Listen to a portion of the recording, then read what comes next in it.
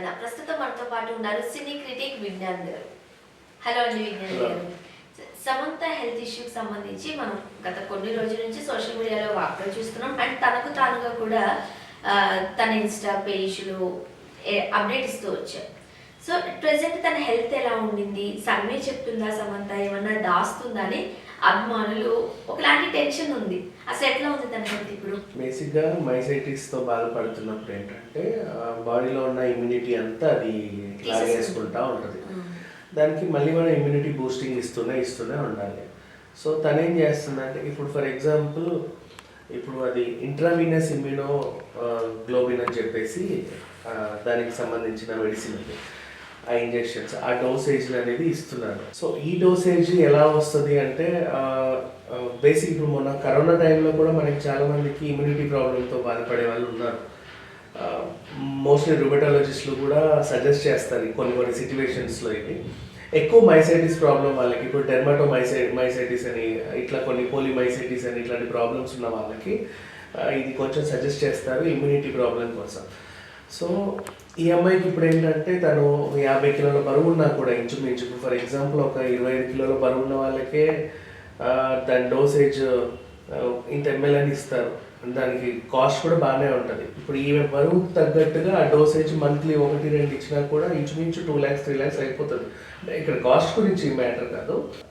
And ఇక దాన్ని కాపాడుకోవడానికి ఈ అమ్మాయి ఎక్సర్సైజ్లు అవి కూడా చేస్తుంది, మంచి డైట్ మెయింటైన్ చేస్తుంది, ఎవ్రీథింగ్ ఈజ్ ఫైన్. సో ఓవరాల్గా చూసుకుంటే తనకి ఇప్పుడు ఈ ఇంట్రావీనస్ ఇమ్యూనో గ్లోబిన్ అనేది ఎలా ఇస్తారు అంటే సుమారు ఒక 1000 మంది మంచి హెల్తీ పర్సన్స్ ఉన్నట్లాంటి వాళ్ళ ప్లాస్మా తీసుకొని వాళ్ళ ప్లాస్మా కలెక్ట్ చేసి దానితో తయారు చేసే మెడిసిన్ అనమాట. అంటే చాలా ఇది దానివల్ల ఇమ్యూనిటీ సిస్టమ్ ఎప్పటికప్పుడు ఉంటుంది. అంటే ఈమెకున్న ప్రాబ్లం ఏంటంటే జనరల్గా బయట వాళ్ళకి ఇమ్యూనిటీ లేని వాళ్ళకి డోసేజ్ ఇస్తే వాళ్ళకి కొన్ని నెలల పాటు బాగానే ఉంటుంది. ఈవెన్ ఇప్పుడు విటమిన్ డి క్యాప్సూల్ ఇచ్చినా కూడా నెలకు ఒకటి ఇస్తారు మహా అయితే, ఎందుకంటే అది 60,000 IU ఉంటుంది కాబట్టి సరిపోతుంది. అంటే రోజు మినిమం 2,000 IU కావాలి పర్సన్స్కి. అలాంటిది ఒకేసారి అది ఇచ్చేస్తే నెలకు ఒకటి ట్యాబ్లెట్ వేసుకోవాల్సి వస్తుంది, ఇంతే ఉంటుంది అది. సో ఆ విధంగా కొంతమంది డెఫిషియన్సీ ఉన్న వాళ్ళకి, ఇప్పుడు ఈ యాంటీబాడీస్ డెఫిషియన్సీ ఉన్న వాళ్ళకి ఆ డోసేజ్ ఇంత ఇస్తే సరిపోతుంది. కానీ ఈవిడకి ఏంటంటే డోసేజ్ ఇచ్చినప్పటికి కూడా లోపల మైసైటిస్ ప్రాబ్లం ఉంది కాబట్టి అది ఇంకా ఎంత ఇచ్చినా ఇమ్యూనిటీ మొత్తం తినేస్తుంది. సో తను ఇప్పుడు కాపాడడానికి అని చెప్పి రోజుకి ఒక పర్టికులర్ టైమింగ్స్ 2 hours 3 hours ఆమె హెల్త్ కాన్షియస్ చేసుకుంటూనే మిగతా షూటింగ్స్ కానివ్వండి ఏమైనా సరే కంటిన్యూ చేస్తుంది. అంటే మెడికల్ సూపర్విజన్లోనే ఉంటూనే షూటింగ్స్ కంటిన్యూ చేస్తుంది. ఈ మైసైటిస్ అనేది ఒకసారి వస్తే అది పోయేది కదా, అంత ఈజీగా వెళ్ళేది కాదు. అది అంటే పర్టికులర్ చెప్పలేము. అన్ఎక్స్పెక్టెడ్ స్ట్రెస్ బాడీలోకి వచ్చినప్పుడు మనకి మజిల్ పెయిన్స్ అనేది సమ్ కైండ్ ఆఫ్, ఇప్పుడు ఫర్ ఎగ్జాంపుల్ జిమ్ చేస్తే ఫస్ట్ 3 days ఒక టైప్ ఆఫ్ పెయిన్స్ ఉంటాయి. అన్ఎక్స్పెక్టెడ్గా వాకింగ్ చేసినా ఇంకేమైనా ఎక్సర్సైజ్ చేసినా ఒక టైప్ ఆఫ్ పెయిన్స్ ఉంటాయి. సో అవి అండ్ ఎక్కువ లగేజ్, ఇప్పుడు రైల్వే స్టేషన్లో మెట్లు ఎక్కదే అక్కడ వరకు లగేజ్ మోసుకెళ్తారు ట్రాలీ సూట్ కేసుతో. కొన్నిసార్లు లిఫ్ట్ ఫెసిలిటీ లేకపోతే వీళ్ళు ఏం చేస్తారు, ఆ మెట్లన్నీ ఎక్కి మోసి మళ్ళీ దిగుతారు. వాళ్ళకి అప్పుడే ఇవన్నీ పట్టేసే పెయిన్స్ ఉంటాయి. అండ్ అలాంటి దాంట్లో అవి క్యాజువల్గా వస్తాయి పోతాయి. మైసైటిస్ ఉన్న వాళ్ళకి నొప్పులు ఇంకా పోదు అనమాట, సఫర్ అవుతూనే ఉంటారు. అట్లా అని చెప్పి దానికి సపరేట్ మెడిసిన్స్ కూడా ఉండవు. ఇమ్యూనిటీని మొత్తం లాగేస్తున్నారు, శక్తి మొత్తం ఊరికే ఆయాసపడతా ఉంటారు. కొంచెం 2 floors ఎక్కగానే అమ్మో అయిపోయింది పరిస్థితి అన్నట్టు ఉంటుంది. ఈ విధంగా ఉన్న వాళ్ళకి ఎప్పటికప్పుడు ఇమ్యూనిటీ బూస్టర్స్ అందిస్తూ ఉండాలి. అంటే ఇమ్యూనిటీ బూస్టర్స్ అంటే ఇప్పుడు మనకు రెగ్యులర్గా మార్కెట్లో దొరికేవి కాదు. ఇది అంటే నువ్వు ఎంత బూస్టింగ్ ఇచ్చినప్పటికీ అది లాగేస్తుంది కాబట్టి హై డోసేజెసే ఇవ్వాలి. సో అలాంటి హై డోసేజెస్ ఇచ్చే దాంట్లో ఈ ఇంట్రావీనస్ ఇమ్యూనోగ్లోబిన్ అనేది సహాయపడుతుంది. ఇది కూడా బ్లడ్లో ప్లేట్లెట్స్ తగ్గిన వాళ్ళకి వీళ్ళకి ఇస్తూ ఉంటారు.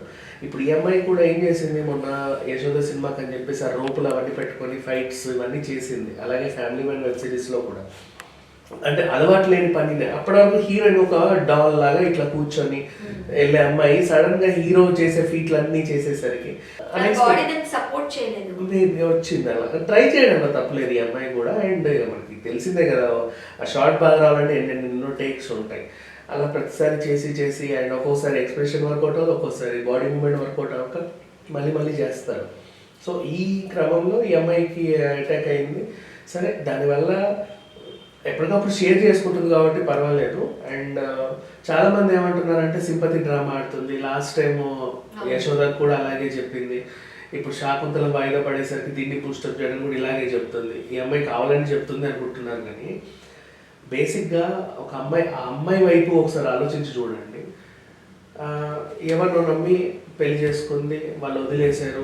ఒక మంచి కుటుంబం వచ్చింది అనుకొని పంచుకుందాం అనుకుంది, వాళ్ళు వదిలేశారు, ఒంటరిది అయిపోయింది. ఇప్పుడు ఈ అమ్మాయికి ఏమైనా చెప్పాలంటే ఆమెను అభిమానించే అభిమానులకే చెప్పుకోవాలి, అంతే తప్ప వాళ్ళతోనే షేర్ చేసుకోవాలి. సో తనకు ప్రాబ్లం ఏమైనా ఉందో ఒక మమ్మీకి డాడీకి ఎలా చెప్పుకుంటామో అభిమానులు కూడా అంతా ఓన్ చేసుకొని ఆవిడ చెప్పుకుంటుంది. దీన్ని కూడా ఇట్లా కాంట్రవర్సీలు చేయడం అనేది తప్పనేది నా ఫీలింగ్. అంతే. రైట్. అంటే సినిమాలకు పెద్దగా హిట్స్ రావు, ఈ సినిమాలు పెద్దగా ఆడవు కాబట్టి సింపతి డ్రామా ఆడుతుంది. ఇంతకుముందు శామ్ అని అంటే లేడీ పిల్లలాగా అల్లరి చేస్తూ గెంతుతూ ఉండే శామ్ ఏ బహిరంగ సభ వచ్చినా లేకపోతే ఏ ఇద్దరు ముగ్గురు ఉన్నా బలబలా బోర్ అంటే ఏడ్చేస్తున్నారు. సో ఇదంతా ఆడియన్స్ అటెన్షన్ కోరుకోవడం కోసమే అంటున్నారు. అండ్ పాపం ఆ అమ్మాయికి ఆ వ్యాధి వచ్చినప్పుడు కూడా ఇప్పుడు ఈ అటెన్షన్ కోరుకోవడానికి అనుకునే వాళ్ళకి కూడా చెప్పాలి, ఎప్పుడైతే అన్ఎక్స్పెక్టెడ్ స్ట్రెస్ తీసుకొని ఎక్కువ జనాల్ని ఎంటర్టైన్ చేయడానికే తనకు గుర్తింపు రావడానికి కష్టపడింది. ఆ కష్టంలో ఆమె ఎందుకంత విపరీతంగా పనిచేసిందంటే ఆ టైంలోనే బ్రేకప్ అయింది. కూర్చుంటే డిప్రెషన్ స్ట్రెస్లోకి లోన్ అవుతామేమో అని చెప్పేసి కొంచెం అట్లా ఆధ్యాత్మికంగా వెళ్ళడం, ఈషా ఫౌండేషన్కి వెళ్ళడం, అటు ఇటు తిరగడం, లేకపోతే అమ్మాయి శిల్పాతో కలిసి చిన్న టూర్స్కి వెళ్ళడం, ఇలా చేసేది. తర్వాత ఇక కాదు ఫుల్ ఫ్లెడ్జ్డ్గా పనిలోనే ఉంటే నిమగ్నమై ఉంటే కొంతమంది కూడా స్ట్రెస్ రిలీఫ్ కోసం ఎక్కువ జిమ్ చేస్తూ ఉంటారు. ఆ టైంలో ఈమె కూడా జిమ్కి అలవాటు పడి ఉంది. అలా స్ట్రెస్ రిలీఫ్ కోసం ఎక్కువ పని చేస్తే పనిలో ఇన్వాల్వ్ అయిపోతే వేరే లోకం మనకు గుర్తురాదు కదా అనే దాంట్లో అధికంగా కష్టపడి లేని రోగాన్ని కొని తెచ్చుకుంది. అంటే ఈ అమ్మాయి కష్టపడింది అంతే. దాన్ని అంటే తెచ్చుకున్న తర్వాత ఇప్పుడు ఏమైంది, ఆ సినిమాలన్నీ అయిపోయాయి, కూర్చుంది, రోగాల బారిన పడింది, ఇంకా ఎక్కువ అయింది. ఇంతకు ముందు ఏంటంటే జస్ట్ మానసికంగా ఒక సంఘర్షణకు లోనైంది అంతే. ఇప్పుడు ఫిజికల్గా కూడా షీ సఫరింగ్. సో ఇవన్నీ కూడా చెప్పుకోవడానికంటే వాళ్ళకి ఏం లేదు కదా, కాబట్టి అభిమానంతో పంచుకుంది. ఆ పంచుకునేది కూడా తీసుకునే వాళ్ళు, రిసీవ్ చేసుకునే వాళ్ళు పాజిటివ్గా రిసీవ్ చేసుకుంటే అయ్యో పాపం అంటారు. దాన్ని కూడా నెగిటివ్గా కావాలనే డ్రామాలు ఆడుతుంది, ఇలా చేసేలా సోకాళ్ళు చాలామంది కూడా అన్నారు, మహామహులు కూడా అన్నారు. తన సైకలాజికల్ స్టేటస్ అనేది వీళ్ళకి తెలియనప్పుడు దాన్ని విమర్శించే హక్కు వీళ్ళకి ఎందుకు ఉంటుంది? ఒక అమ్మాయి మన కళ్ళ ముందే ఎదిగింది, మన కళ్ళ ముందే పెళ్లి చేసుకుంది, మన కళ్ళ ముందే విడాకులు తీసుకుంది, మన కళ్ళ ముందే అన్ని చేసుకుంది. తన లైఫ్ అంతా ఇట్స్ ఓపెన్ టు పబ్లిక్. అలాంటి టైంలో ఇప్పుడు ఒక ప్రాబ్లం చెప్తుంది. ఇంతకుముందు ప్రాబ్లమ్స్ లేనప్పుడు కూడా అన్ని షేర్ చేసుకుంది కదా, డ్రెస్సులు కానివ్వండి, ఇంకా ఇన్స్టాలో రకరకాల బ్రాండ్స్ ప్రమోట్ చేసేది, యాడ్స్ చేసేది, అంత హ్యాపీగానే ఉంది. అంటే ప్రాబ్లమ్స్ లేనప్పుడు కూడా అన్ని షేర్ చేసుకుంది. అప్పుడు చూడండి వాళ్ళు రెగ్యులర్గా షేర్ చేసుకుంటూనే ఉన్నప్పుడు అనుకోకుండా ప్రాబ్లమ్స్ చెప్పాల్సి వచ్చింది.